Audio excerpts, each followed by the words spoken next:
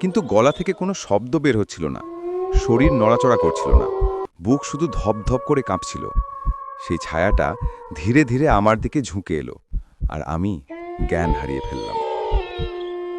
সকালে ঘুম ভাঙতেই দেখি শরীর ঘেমে ভিজে গেছে। আমি নিজেকে বোঝাতে চেয়েছিলাম হয়তো দুঃস্বপ্ন, কিন্তু খাটের পাশে তাকাতেই আমার শরীর ঠান্ডা হয়ে যায়। মেঝেতে স্পষ্ট ভেজা পায়ের ছাপ, খালি পায়ের ছাপ, যেন কেউ পানি মেখে হেঁটেছে। ছাপগুলো আমার খাট থেকে বের হয়ে করিডোরের দিকে গেছে। আমি কাঁপতে কাঁপতে করিডোরে গিয়ে দেখি ছাপগুলো মাঝপথে হঠাৎ মিলিয়ে গেছে, যেন কেউ অদৃশ্য হয়ে গেছে। তারপর থেকে প্রতিদিন রাত ৩টের সময় আমার চোখ খুলে যায়।